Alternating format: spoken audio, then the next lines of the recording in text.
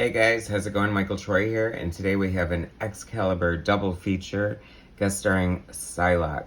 Okay, so I picked this just because it was fun. Everybody loves Raymond. Just kidding. Everybody loves Psylocke. Alan Davis, the co-creator of Excalibur.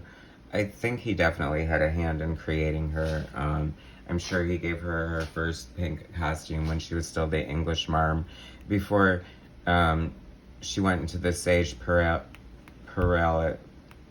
Perilous and transformed into the deadly assassin bombshell that looks absolutely nothing like Elektra.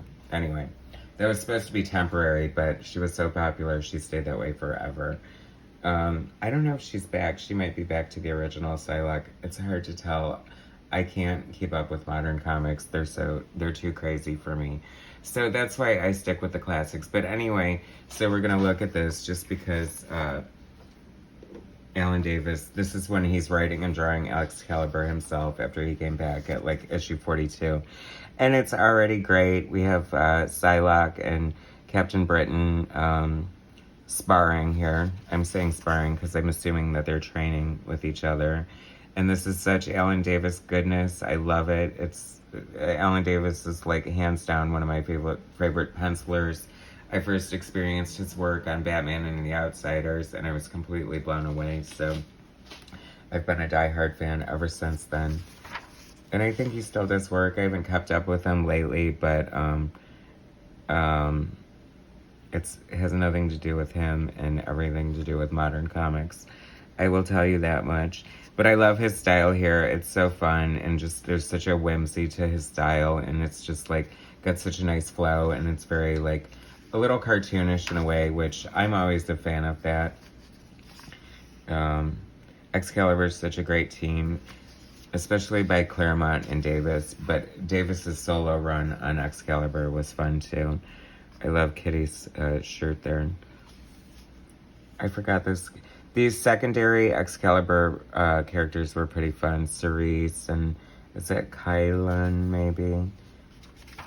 But Alan Davis always kept it fun and exciting and new. Like they were always like traveling through time or doing something crazy like that. A lot of like doppelgangers and alternate universe versions of characters. And is that Courtney, who is also Saturnine? Did she not become Saturnine? I don't remember. Nightcrawler getting a little action. I always kind of liked Alan Davis always made him like debonair and kind of a swashbuckler. And that's the version I like, kind of like the carefree, just fun Nightcrawler and not the like brooding Catholic obsessed with religion. Yeah, it's so interesting. I'm a demon and blah, blah, blah. I'm made by the man who cast me out. I don't know. Anyway, that kind of angst. Just give me Dave Cockrum, give me Alan Davis, give me Nightcrawler with a sword, swashbuckling any day of the week. It's funny, I haven't looked at these in forever, so I'm forgetting Farron, all these fun characters that Alan Davis introduced during his second big run on Excalibur. It would be so fun. Oh my god, they're doing that X-Men Legends. Like, there's so many things that are begging to happen with that series that probably won't. I would love to see Claremont and Art Adams together again. I would love to see Alan Davis and Claremont together for Excalibur. We've gotten like a few New Mutants and Bill Sienkiewicz over the years, which is super cool. I'm definitely glad for that. That was kind of cool how they evolved Widget. Remember, he used to be like small and looked like just a little drone flying around. And then he became like a full-blown like synthezoid or whatever in human form. I just love, there's such a joy in Alan Davis's work. It's just so much fun to look at. And I guess this is a family affair because here comes their creepy brother, Jamie Braddock. And I mean, what a costume. This is hysterical. Oh my god, I'm loving this for all the wrong reasons. Like, he's like basically in a thong and he's got like bracelets and anklets on, and a big hoop earring. And he's just weird. Like, what the hell? Like, is he some sort of, like, meth addict or something? Like, what's going on there? Alan Davis, writer and artist. Mark Farmer, inker. Glynis Oliver, colorist. Michael Heisler, letterer. Terry Kavanagh, editor. And Tom DeFalco is the chief. So this is after Shooter left. And then here's the second part of this. So it does say, and Psylocke. How funny that they did that there. Because, I mean, you got to know Psylocke's in it, right, X-Men fans? Completists. Oh, that's a gorgeous splash page.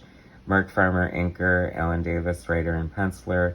Heisler and Eliopoulos, inkers, or letterers. Glynis Oliver, colorist.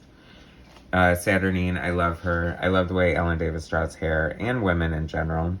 It's fun. I love all this, like, little stippling. This is why I love inkers so much, like, bringing all these different, like, textures and hatching, and just, comic book art is just so gorgeous, especially when you see it in person. I just love it. I don't know. Alan Davis just added a lot of, like, depth and gravity. I love that she's, like, phasing inside the painting and poking her head out to spy. That is, like, genius. I don't think I've ever seen that before.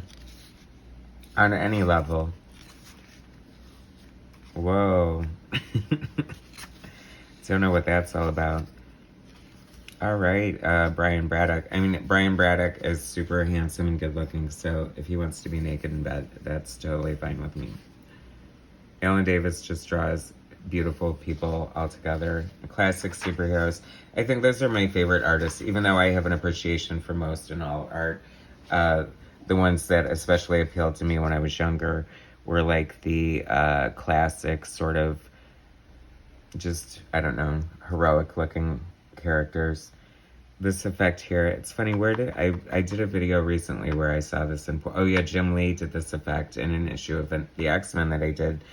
So, I mean, this is reminding me of John Byrne back from his days with the Dark Phoenix effects and stuff like that. I'm sure, I don't know who came up with it, but that's definitely an effect I enjoy. Hilarious. Now that's an interesting angle there, right, Kitty Pryde? Kitty Pryde really is the heart and soul of the X-Men, isn't she? I'm told I don't even want to know what she's like now, because I hate to say ruined, but they've just changed a lot of the Marvel characters in so many ways. It's such a shame that Claremont left.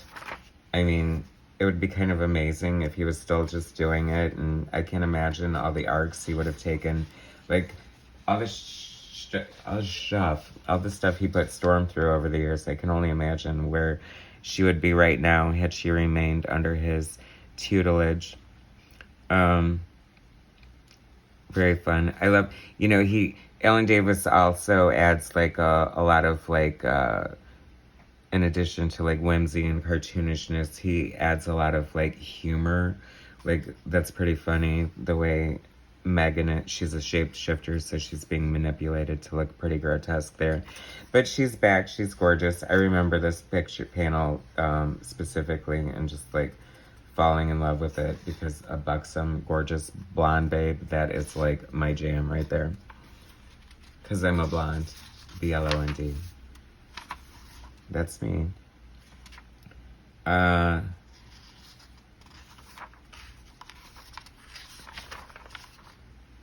wonder if having Psylocke guest star in these 2 issues helped. I'm sure it didn't hurt sales at all. But I don't know how successful Alan Davis's solo run on Excalibur was. I'm thinking it had to have been pretty decent. But that was just a fun couple issues of Excalibur double feature, guest starring Betsy and Jamie Braddock for a Braddock family reunion. Thanks so much for watching. I super appreciate it. Please subscribe to my channel, hit like, share my content, and I'll bring you guys some more soon. Thanks.